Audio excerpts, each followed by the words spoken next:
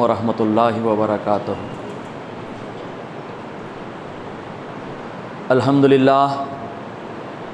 الحمدللہ وحدہ والصلاۃ والسلام علی من لا نبی بعدہ۔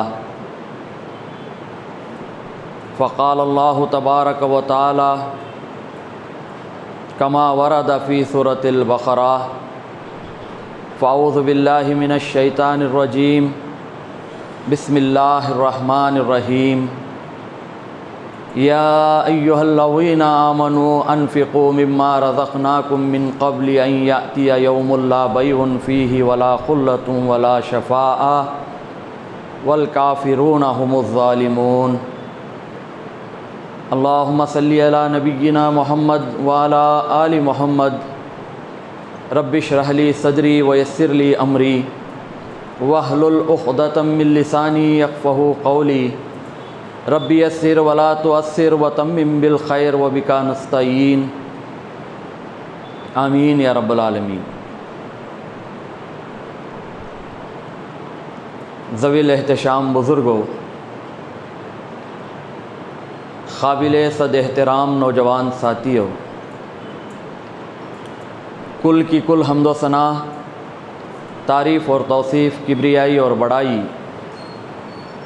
اللہ وحدہ لا شریک کے لیے سزاوار، جو ہم سب کا خالق اور مالک، حاکم اور داتا، پروردگار اور پالنہار ہے۔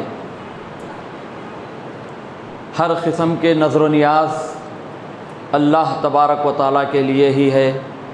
سجدہ، قیام، رکوع، جتنے عبادت کے انسان طور طریقے سوچ سکتا ہے وہ سب اللہ رب العالمین کے لیے۔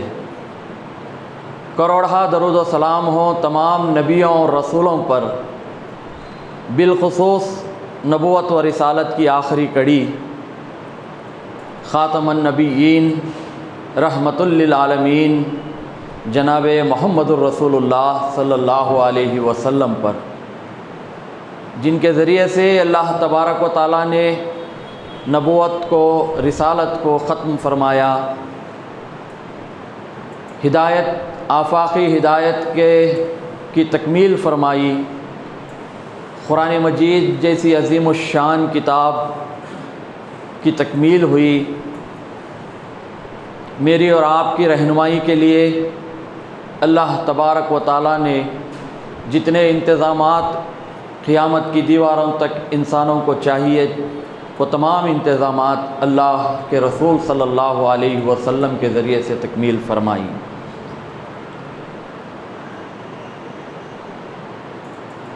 قرآن مجید میں 3 چیزوں کا ذکر کثرت سے کیا گیا ہے۔ جو ترجمے کے ساتھ قرآن مجید کی تلاوت کرتے ہیں، اسے سمجھنے، اسے پڑھنے کی کوشش کرتے ہیں، انہیں اس بات کا اندازہ بخوبی ہوگا کہ اللہ تبارک و تعالیٰ نے 3 چیزوں کا ذکر بہت کیا ہے۔ ایک، اللہ کی راہ میں جد و جہد کرنا، اس کی عبادت اور بندگی اختیار کرنا، اور تیسرے نمبر پر انفاق فی سبیل اللہ، مال اللہ کے راستے میں خرچ ہو۔ اللہ کا راستہ کون سا ہے؟ بہت سے راستے ہیں۔ معاشرے اور سوسائٹی کے اندر میں اور آپ نگاہ دوڑائیں تو ہمیں بے شمار راستے نکلتے ہیں جو اللہ کے ہی راستے ہیں۔ بھوکوں کو کھانا کھلانا بھی اللہ کا راستہ ہے، ننگوں کو کپڑا پہنانا بھی اللہ کا راستہ ہے، حاجت مندوں کی ضرورتیں پوری کرنا بھی اللہ کا راستہ ہے، مریضوں کو جو اسپتالوں میں بے یار و مددگار پریشان حال ہیں، دوائیوں کے لیے ان کے پاس کوئی خاطر خواہ رقم نہیں ہے، مجبور ہیں، ایسے لوگوں کی امداد بھی اللہ کا راستہ ہے۔ اس کے کئی مراتب ہیں۔ اس میں سب سے اعلیٰ ترین مرتبہ اللہ کے دین کو اس زمین پر نافذ کرنے کے لیے ہمارا مال خرچ ہو۔ حق اور باطل کے درمیان میں فرق کرتے ہوئے جہاد فی سبیل اللہ میں ہمارا مال خرچ ہو۔ یہ اعلیٰ ترین ثواب کے اعتبار سے بھوکوں کو کھانا کھلانا بھی کم نہیں ہے، ننگوں کو کپڑا پہنانا بھی کم نہیں ہے، ضرورت مندوں کی ضرورتیں پوری کرنا بھی کم نہیں ہے۔ دیکھیے، کسی بھی معاشرے کے پنپنے میں، اس کی تعمیر میں، ترقی میں 3 چیزوں کا ہونا بہت ضروری ہے۔ ایک صالح فکر ہونا چاہیے، دوسری چیز قوت ہونی چاہیے، افرادی قوت ہونی چاہیے، تیسری چیز مال ہونا چاہیے۔ جب یہ تینوں چیزیں اکٹھے ہو جاتے ہیں تو حتی الامکان معاشرے کے اندر سے غربت کو ختم کیا جا سکتا ہے، ایک نیا معاشرہ وجود میں لایا جا سکتا ہے۔ شرط ہے کہ فکر صالح ہو، فکر وہ ہو جو قرآن نے فکر دی ہے، فکر وہ ہے جو محمد الرسول اللہ صلی اللہ علیہ وسلم نے فکر دی ہے کہ تم کھانا کھا رہے ہو گھر میں، تہجد گزار بھی ہو، نمازیں 5 وقتہ نمازیں بھی پڑھ رہے ہو، حج پر حج کیا ہے، عمرے پر عمرے کر رہے ہو، سب کچھ بجا ہے، لیکن تمہارا پڑوسی بھوکا ہے، تمہاری تمام عبادتیں تمہارے منہ پر مار دی جائیں گی۔ جو فکر اللہ کے رسول صلی اللہ علیہ وسلم نے دی ہے، اس فکر کے مطابق ہماری میری اور آپ کی زندگی ہو تو معاشرے کے اندر سے غریبی کو ختم کیا جا سکتا ہے، محتاجی کو ختم کیا جا سکتا ہے، حاجت مندوں کی ضرورتیں پوری کی جا سکتی ہیں۔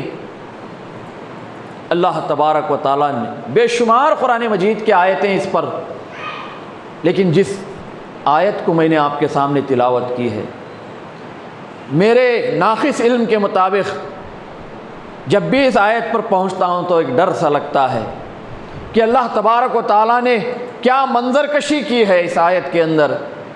یا ایھا الذین آمنوا، اے ایمان کا دعویٰ کرنے والو، تم نے ایمان کا تو دعویٰ کر لیا ہے، اللہ کی وحدانیت کا دعویٰ کر لیا ہے، رسول اللہ کی رسالت کا دعویٰ کر لیا ہے، اب ذرا انفقوا مما رزقناکم، تم اپنا مال خرچ کرو اس میں سے جو ہم نے تمہیں دیا ہے۔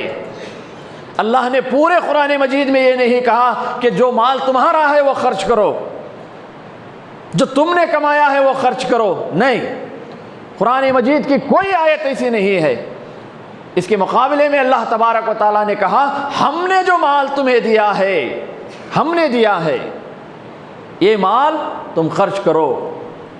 انفقوا مما رزقناکم من قبل ان یاتی یوم لا بیع فیہ ولا خلۃ ولا شفاعۃ، اس دن کے آنے سے پہلے جس دن نہ خرید و فروخت ہوگی، نہ دوستی کام آئے گی، وہ دن آنے سے پہلے مال خرچ ہو جانا چاہیے۔ یعنی انسان کی وفات سے پہلے پہلے انسان اس بات کا پورا اہتمام کرے کہ اس کا اسٹور آخرت کے لیے انفاق فی سبیل اللہ کے ذریعے سے جمع ہو جائے۔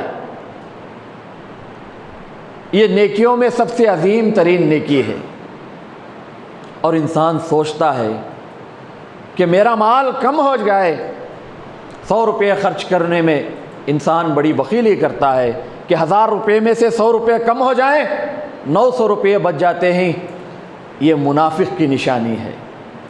اسی لیے نفاق اور انفاق ایک ہی لفظوں میں آیا ہے، الف کے ساتھ، اضافے کے ساتھ، الف نون فے الف قاف انفاق، الف نکال دیا جائے تو نفاق۔ منافق کی علامت یہ ہے کہ وہ اپنے مال کو سینت سینت کر رکھتا ہے، جمع کر کے رکھتا ہے، اور جب خرچ کرنے لگتا ہے تو چہرے پر جھریاں پڑ جاتی ہیں، دل کی آمادگی سے خرچ نہیں کرتا۔ اس کے مقابلے میں اہل ایمان کا معاملہ یہ ہے کہ وہ اللہ کے راستے میں بے دریغ خرچ کرتے ہیں۔ ضراء و سراء، قرآن کہتا ہے کہ وہ تنگی میں بھی خرچ کرتے ہیں، خوشحالی میں بھی خرچ کرتے ہیں۔ اللہ کے رسول صلی اللہ علیہ وسلم مسجد نبی میں بیٹھے ہوئے ہیں، ایک سائل آیا، کہا کہ یا رسول اللہ صلی اللہ علیہ وسلم، آپ کسی سائل کو واپس نہیں کرتے، اس کی مرادیں آپ پوری کر دیتے ہیں، میں نے کئی دن سے کھانا نہیں کھایا ہے، میرے کھانے کا نظم کیا جائے، انتظام کیا جائے۔ اللہ کے رسول صلی اللہ علیہ وسلم مسجد نبوی میں کھڑے ہوئے، صحابہ کے درمیان میں اعلان کیا کہ دیکھو کوئی ہے جو اس مہمان کی میزبانی کرے۔ صحابہ میں سے بھی کوئی ایسے نہیں تھے جو اس کی میزبانی کر سکے۔ رسول اللہ کے گھر میں بھی فاقے پر فاقے چل رہے ہیں، کئی دنوں سے کھانا نہیں ہے، چولہا نہیں جلا ہے۔ اللہ کے رسول نے صحابہ سے کہا، صحابہ بھی خاموش۔ رسول اللہ نے بلال سے کہا کہ بلال، میرے اس مہمان کو لے جاؤ، فاطمہ کے گھر جانا اور کہنا کہ تمہارے بابا نے بھیجا ہے، اس کے کھانے کا نظم کیا جائے، یہ کئی دنوں سے بھوکا ہے۔ حضرت بلال حضرت فاطمہ کے گھر گئے۔ سیرت کی تمام کتابوں میں لکھا گیا ہے کہ جو کیفیت رسول اللہ کے گھر کی تھی، حضرت فاطمہ کے گھر کی بھی کیفیت وہی تھی۔ کئی دنوں سے کھانا نہیں بنا تھا، کئی دنوں سے چولہا نہیں سلگا تھا۔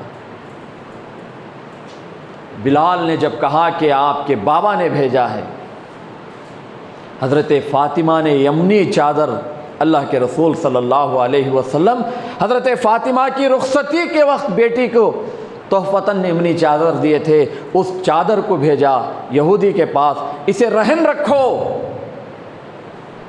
اور کچھ گندم دے دو۔ وہ رہن رکھا گیا، گندم لائی گئی، اسے پیس کر اس کی روٹیاں بنا کر حضرت فاطمہ نے کھلائیں، تنگ دستی میں بھی کھلائیں۔ خود کے لیے کھانا نہیں ہے۔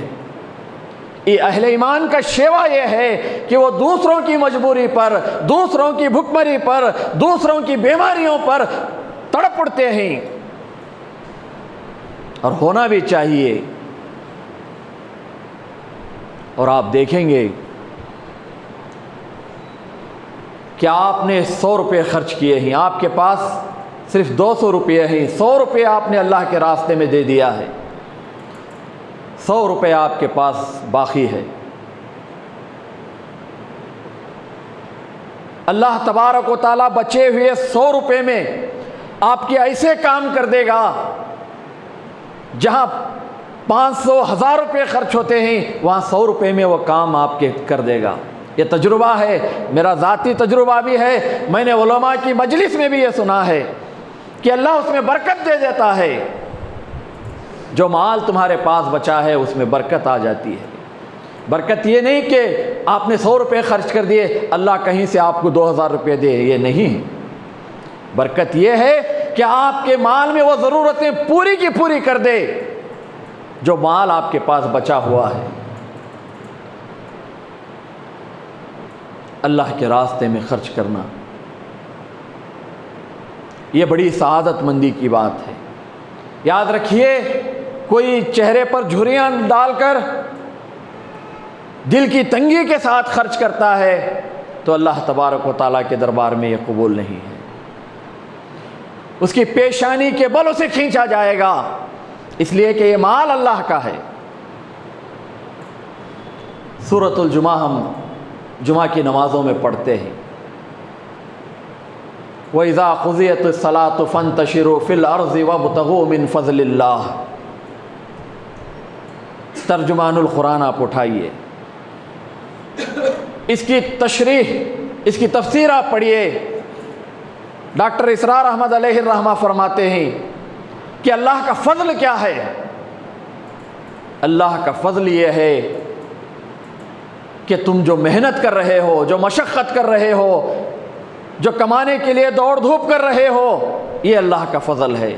اگر تم کمانے نہ جاؤ، محنت نہ کرو، گھر ہی میں بیٹھے رہو، تمہارا رزق تم تک پہنچا دیا جائے گا، یہ اللہ کی ذمہ داری ہے۔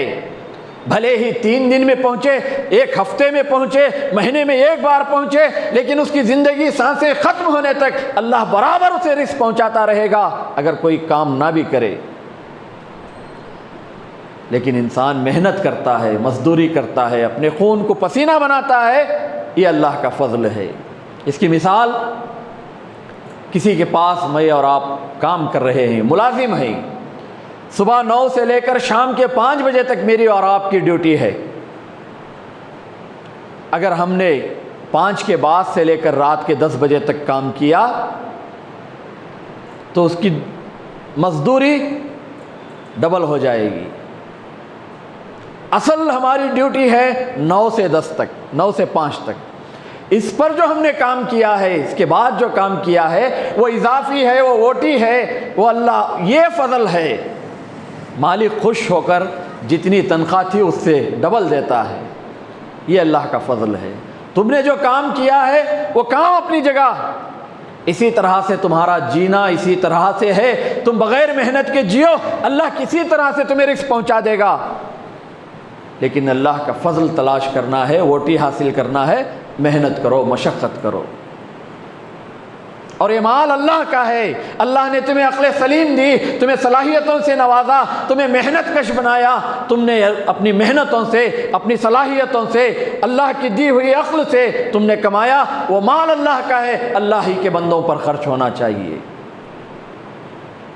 اگر یہ مال اللہ کے بندوں پر خرچ نہیں ہوتا، بیوی بچوں پر خرچ نہیں ہوتا، رحم کے رشتوں پر خرچ نہیں ہوتا، ماں کے طرف کے، باپ کے طرف کے رشتوں پر خرچ نہیں ہوتا، اڑوس اور پڑوس کے لوگوں پر خرچ نہیں ہوتا، معاشرے کے اندر جو برائیاں پنپ رہی ہیں ان برائیوں کے خاتمے کے لیے اگر مال خرچ نہیں ہوتا، اللہ کے دین کو اس روئے زمین پر نافذ کرنے کے لیے میرا اور آپ کا مال خرچ نہیں ہوتا، تو اس مال کو جب ہم رکھتے ہیں تو یہ مال کل قیامت میں اللہ تبارک و تعالی اسے جلائے گا، اسے سانپوں اور اژدہوں کی شکل میں بنائے گا۔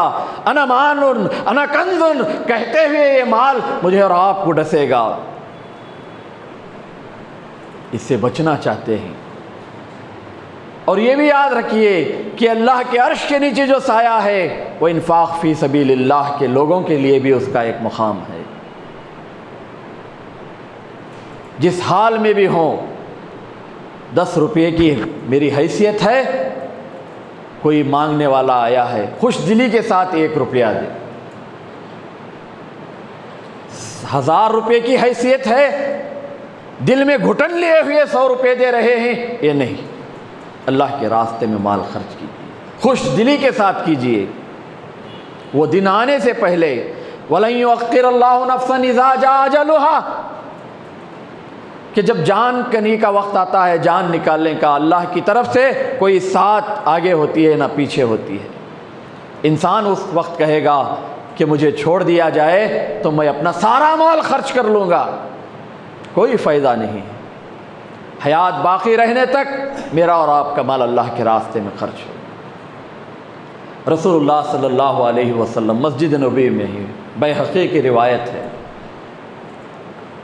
کئی مہینوں سے ایک ہی چادر میں ہیں۔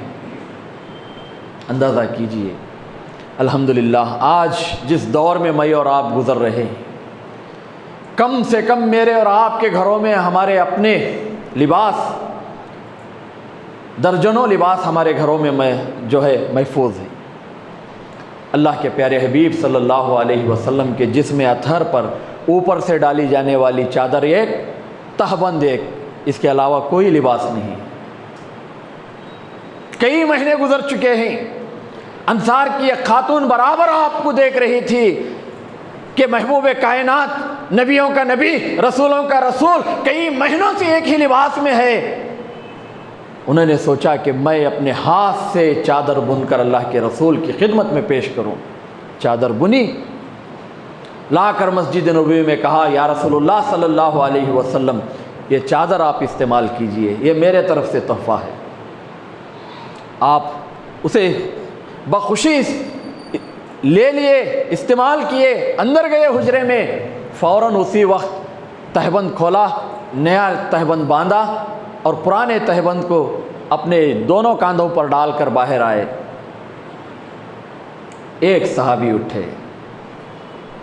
کہا کہ یا رسول اللہ صلی اللہ علیہ وسلم, آپ سے زیادہ ضرورت اس چادر کی مجھے ہے, آپ یہ چادر مجھے تحفتاً دے دیجئے. رسول اللہ صلی اللہ علیہ وسلم فوراً حجرے میں واپس گئے.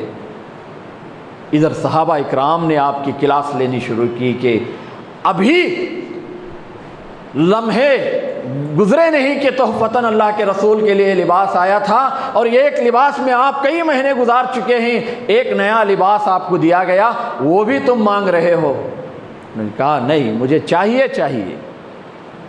اللہ کے رسول اندر گئے, بدلا, پرانا لباس پہنا, نئے لباس کو جو ہے اسے گھڑی کیا, لا کر اس شخص کے حوالے کیا.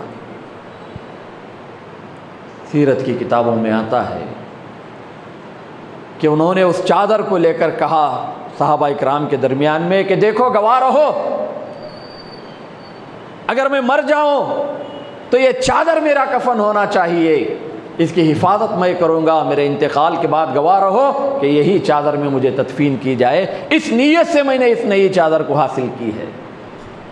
آپ نے دیکھا رسول اللہ صلی اللہ علیہ وسلم کے بدن مبارک پر ایک لباس, اس کے باوجود بھی آپ نے وہ لباس نئے لباس کو دے دیا.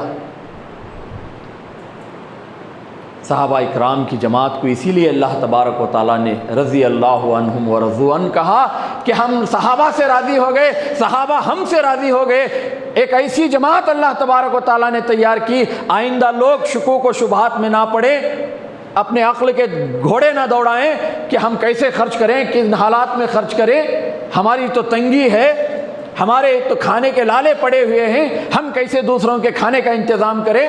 نہیں, انسان یہ کہے گا. اسی لیے صحابہ کی جماعت کو اللہ تبارک و تعالیٰ نے ایسے تیار کیا, قیامت کی دیواروں تک آپ کے نقوش روشن ہے. خود کھانے کے لیے کھانا نہیں ہے صحابہ اکرام کے پاس. جنگ احزاب کے واقعات تو آپ کو معلوم, اللہ کے رسول صلی اللہ علیہ وسلم نے اعلان کیا ہے کہ جیش الاسرہ ہے, تنگی کی جنگ ہے, تنگی کا ماحول ہے, جنگ درپیش ہے, مال لا کر دیا جائے. صحابہ اکرام ایک دوسرے سے بڑھ رہے ہیں, گھروں میں کھانا نہیں ہے, ایک دوسرے سے بڑھ رہے ہیں. حضرت ابو بکر نے سارا گھر لا کر اللہ کے رسول کے خدموں میں ڈال دیا. حضرت عمر نے گھر کے 2 حصے کیے, ایک حصہ رسول اللہ کے خدموں میں ڈال دیا. حضرت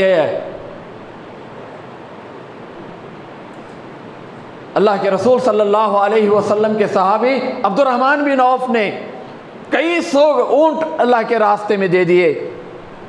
حضرت عثمان کی باری آئی, مسجد نبوی میں کھڑے ہوئے, کہا یا رسول اللہ صلی اللہ علیہ وسلم 100 سرخ اونٹ میرے نام سے لکھے جائیں. صرف 100 اونٹ نہیں, اس پر پورا اناج کے ساتھ لکھا جائے. عثمان کی طرف سے 100 اونٹ. پھر اللہ کے رسول نے اعلان کیا, پھر حضرت عثمان اٹھے کہ 100 اونٹ اور میرے طرف سے ماں ساز و سامان کے. پھر اعلان کیا گیا, اللہ کے رسول نے کہا کہ عثمان بیٹھ جاؤ. ہر اعلان پر حضرت عثمان اٹھتے گئے. 700 اونٹ پورے کھانے کے انتظامات کے ساتھ آپ نے لکھوائے, اور تلواریں دی, گھوڑے دیے, جتنا کچھ ہو سکتا تھا دیا. اللہ کے رسول صلی اللہ علیہ وسلم نے سجدے میں سر رکھا, کہا کہ اے اللہ میں عثمان سے راضی ہو چکا ہوں, تو بھی عثمان سے راضی ہو جا. عثمان فی الجنہ, عثمان فی الجنہ, عثمان فی الجنہ. عثمان جنتی ہے, عثمان جنتی ہے. آج کے بعد عثمان کوئی نیکی نہ کرے تب بھی اس کے لیے جنت ہے. اتنی بڑی بشارت اللہ کے رسول صلی اللہ علیہ وسلم نے حضرت عثمان کو دی. اسی واقعے میں, اسی جنگ احزاب کے واقعے میں مسجد نبوی میں مال آ کر پڑا ہوا ہے. کسی کے گھر سے کپڑے آئے ہیں, کسی کے پاس سے درہم و دینار آئے ہیں, کسی کے پاس سے جو آئی ہوئی ہے, بہت چیزیں آئی ہوئی ہیں, ایک ڈھیر سا لگا ہوا ہے. ایک صحابی, بڑے غریب صحابی تھے, ان کا خود کا گزر بسر مشکل تھا. انہوں نے سوچا کہ ابو بکر, عمر, عثمان, طلحہ, عبد الرحمن بن عوف یہ سب صحابہ سبقت لے جا رہے ہیں، ان کے سامنے میری کیا حیثیت ہوگی؟ جو کچھ مجھ سے ہوگا میں کر گزروں گا۔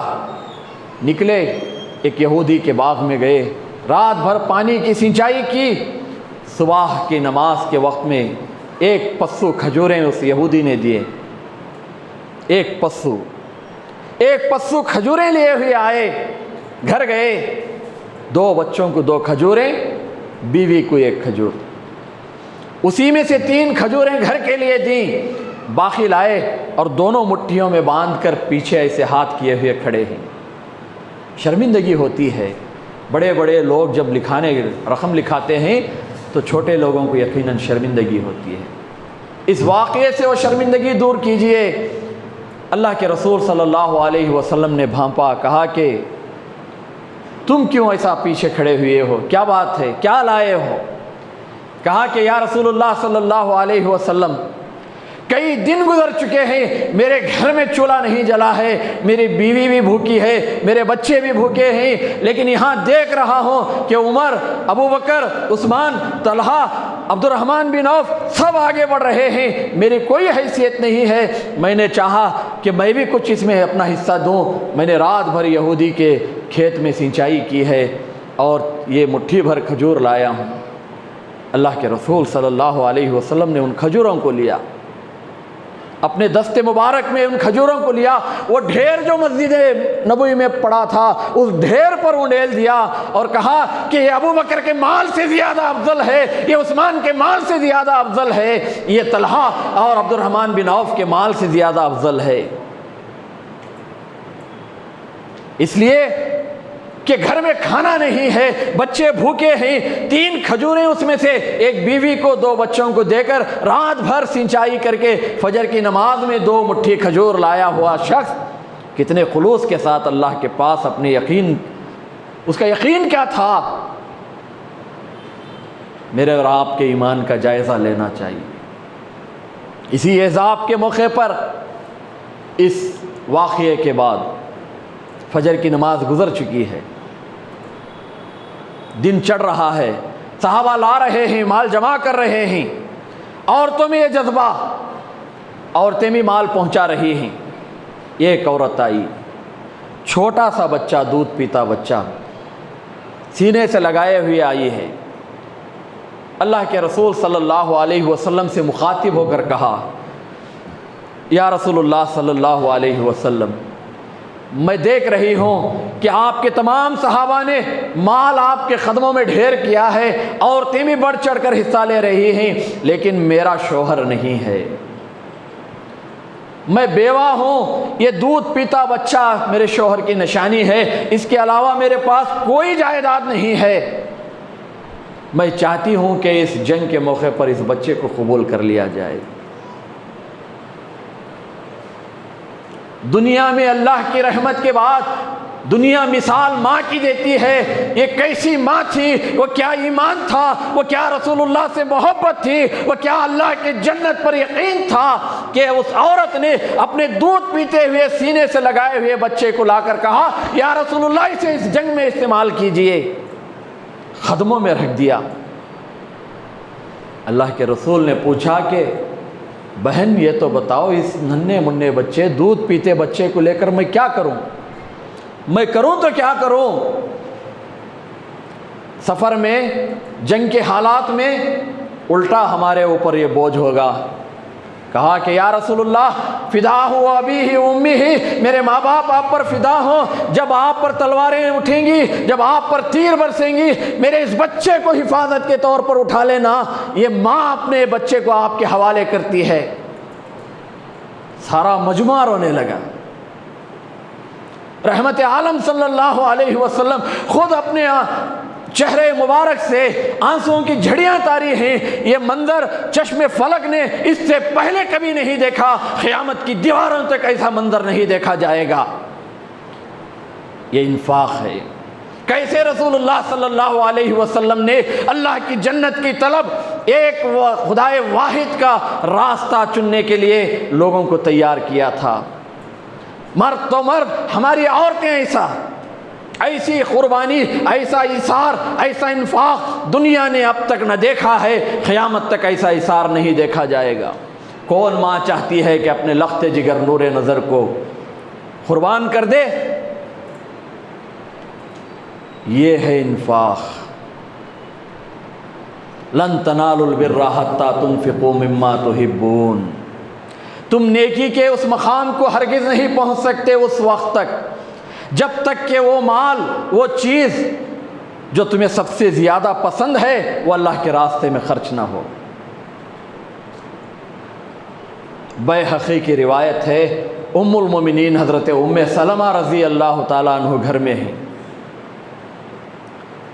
تحفتاً کہیں سے آپ کو ایک سینے کا گوشت کا حصہ آیا، اور رسول اللہ صلی اللہ علیہ وسلم سینے کا گوشت پسند کرتے تھے، اس لیے حضرت ام سلمہ نے اپنی خادمہ سے کہا کہ اسے اٹھا کے رکھو، رسول اللہ صلی اللہ علیہ وسلم گھر جب تشریف لائیں گے میں اسے پکا کر دوں گی۔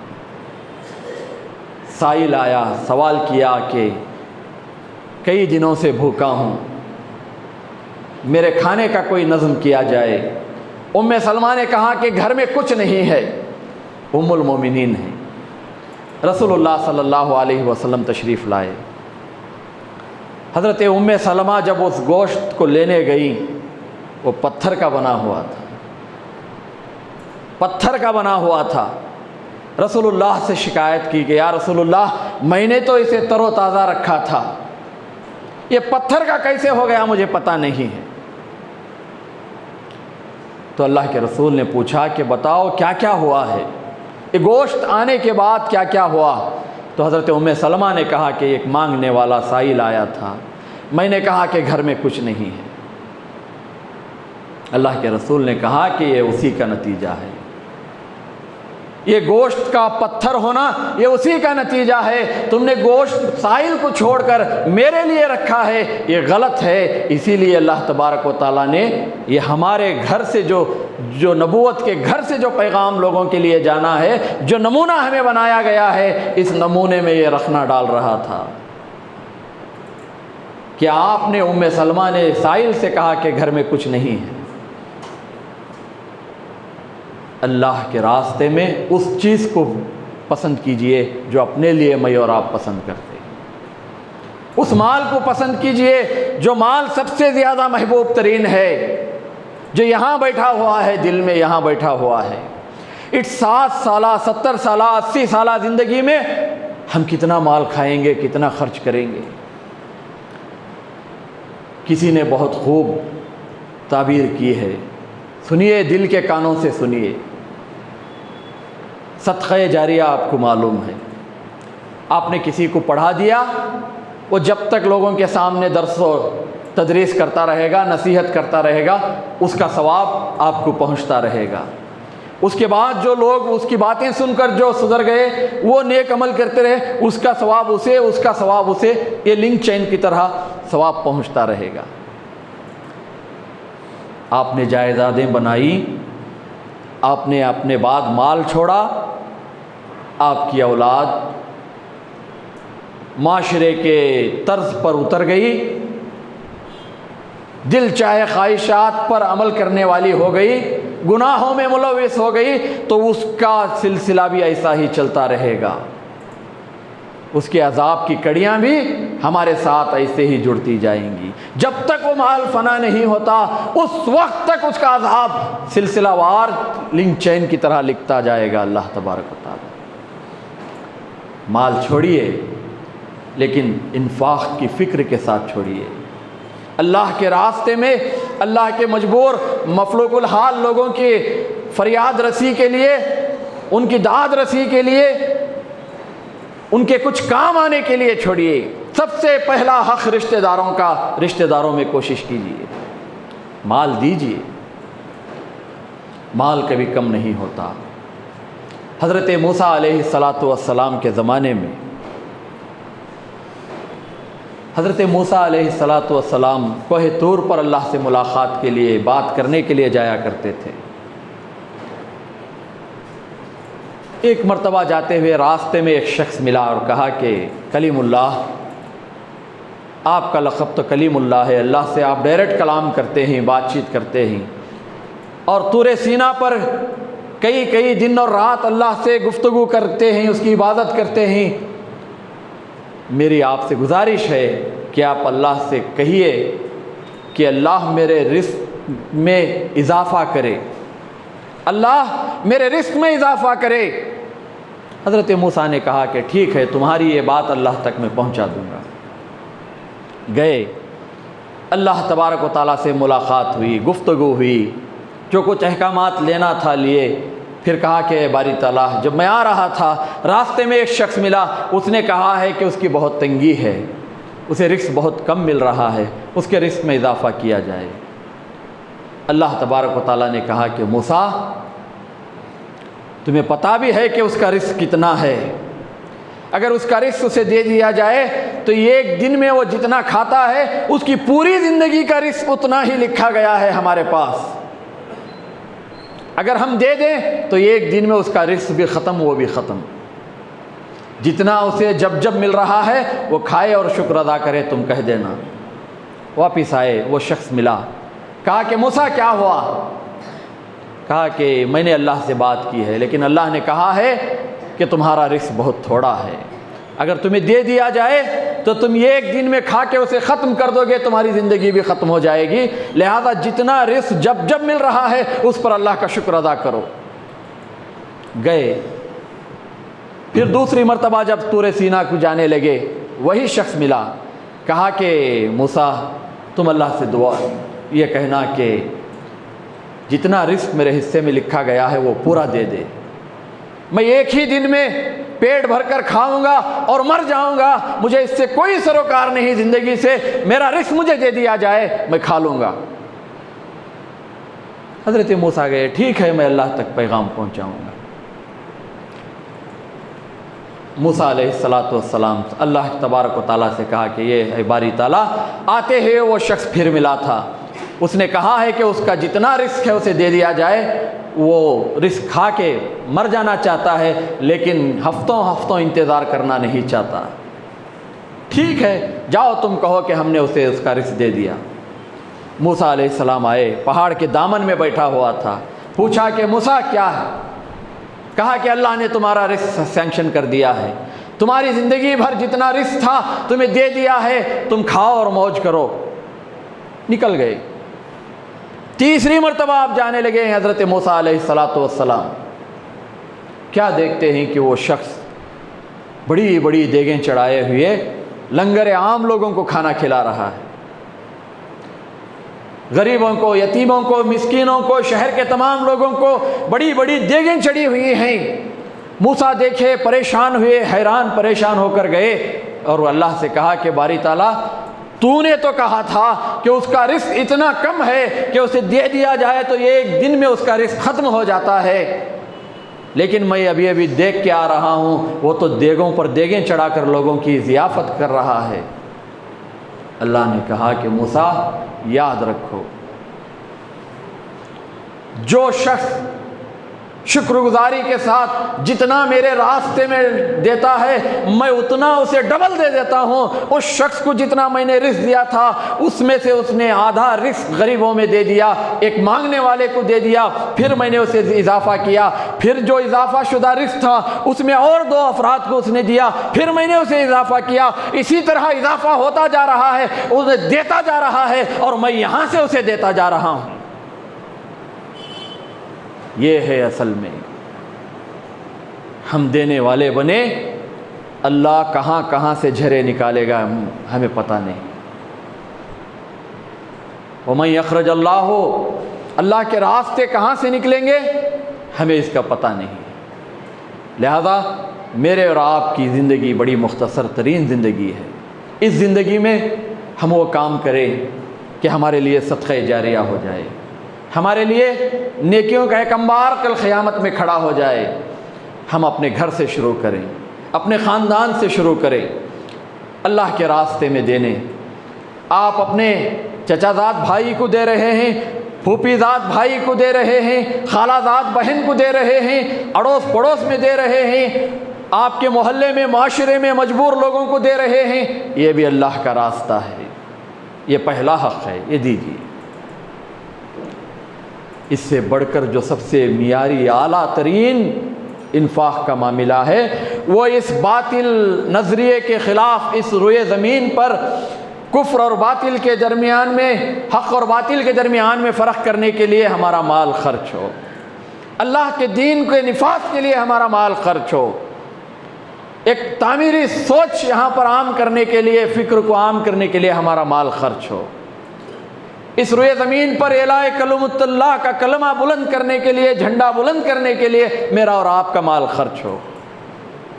بہت سے لایانی چیزوں میں میرا اور آپ کا مال خرچ ہوتا ہے، ہم جائزہ لے کر دیکھیں دن بھر میں ہمارا مال کہاں کہاں کتنا خرچ ہوا ہے، اسے حساب لگائیں، ہم سوچیں کہ اس میں سے 50% کم سے کم اللہ کے راستے میں جاتا تو کل قیامت کے لیے اسٹور ہو جاتا ہمارے لیے، ہماری نجات کے لیے۔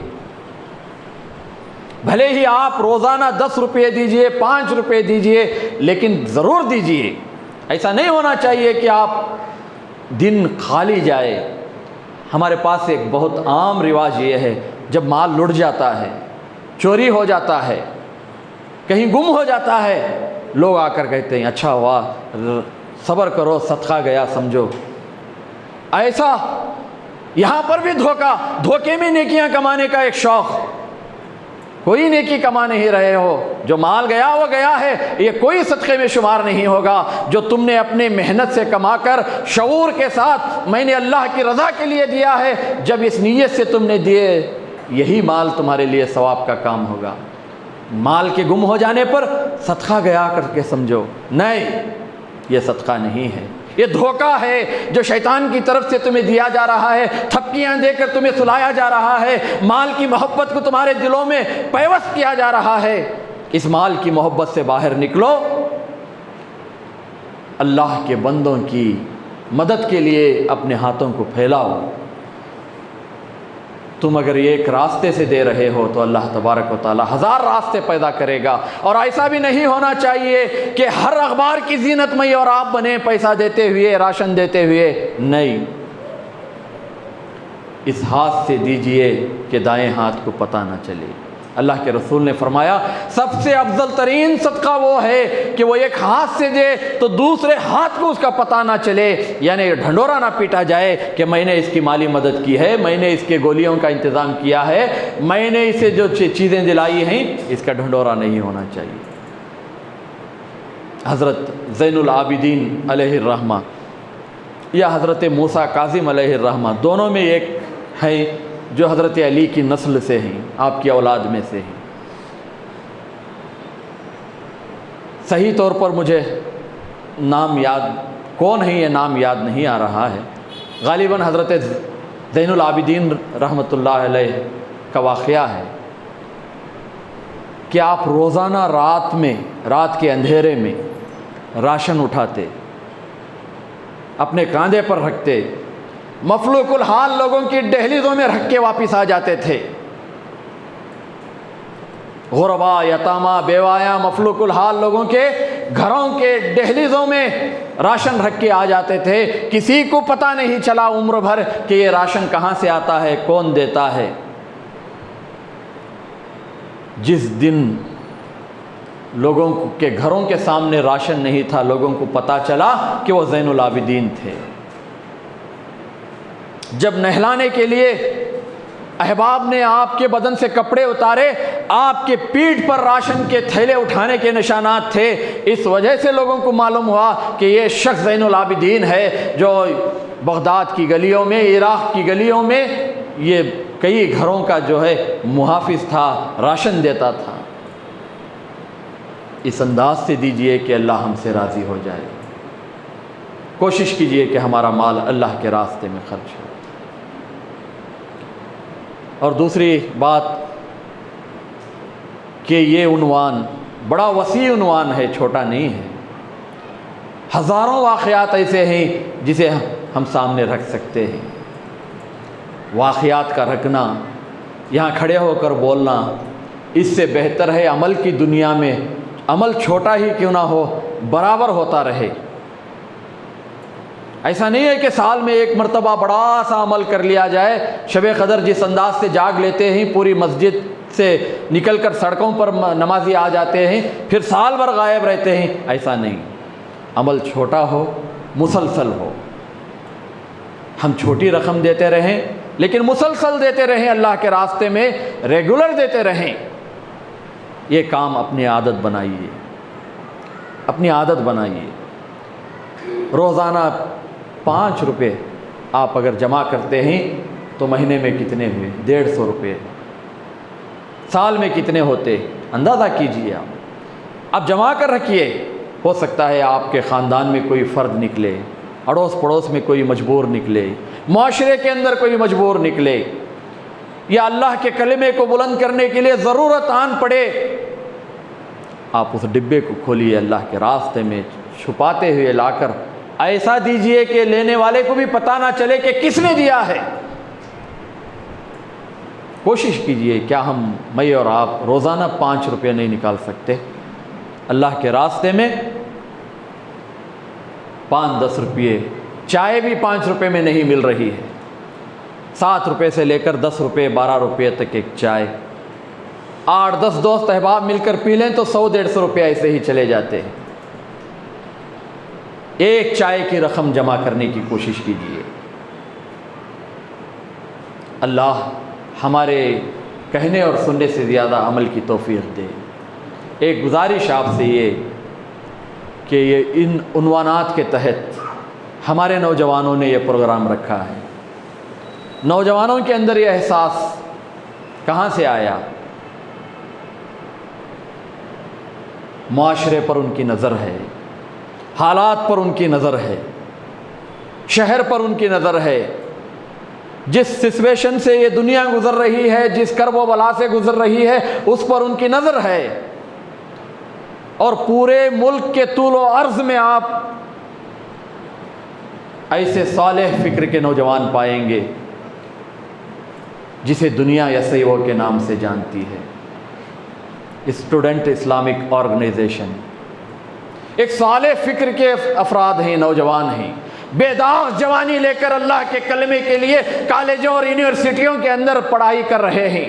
بے حیائی اتنی عام ہے کالجوں کے اندر، یونیورسٹیوں کے اندر کہ نگاہیں شرم سے جھک جاتی ہیں۔ ایسے ماحول میں اللہ کے رسول صلی اللہ علیہ وسلم کی تعلیمات کو حیا کے پیکر بنے ہوئے لوگوں کے اندر اللہ کے دین کی دعوت کا بھی کام کر رہے ہیں۔ مسلمانوں میں اصلاحی کام بھی ہو رہا ہے، برادران وطن میں دینی اللہ کے پیغام کو پہنچانے کا بھی کام ہو رہا ہے۔ یونیورسٹی، کالجز اور کیمپس کے اندر اصلاح کے کام کر رہے ہیں، تزکیے کے کام کر رہے ہیں، خود اپنا جائزہ بھی لیتے ہیں، اپنا تزکیہ بھی کرتے ہیں۔ پورے ملک کے اندر آپ کہیں ایک پولیس اسٹیشن سے آپ ایک رپورٹ نہیں دکھا سکتے کہ ایس آئی او کا نوجوان داغدار ہے، اس پر ایف آئی آر کٹی ہو۔ یہ صالح فکر ہے جو جماعت اسلامی ہند کے سائے تلے پرورش پا رہے نوجوانوں کی اصلاح ہو رہی ہے، اور اس ملک کی تعمیر، اس ملک کی ترقی، اس ملک کے حالات کو تبدیل کرنے میں یہی نوجوان ہمارا سرمایہ ہیں۔ ان کے دست و بازو بننے کی کوشش کیجیے۔ انہیں ہر محاذ پر آپ کی مدد کی ضرورت ہے، ہر محاذ پر آپ ان کی مدد کیجیے، صرف مال دے کر مدد نہ کیجیے۔ ہزاروں روپے آپ شہر کے غیر مسلم ایم ایل اے کے پاس بھی جائیں ایک فنکشن کے لیے تو وہ بھی 10,000 20,000 50,000 روپے لکھ دے گا۔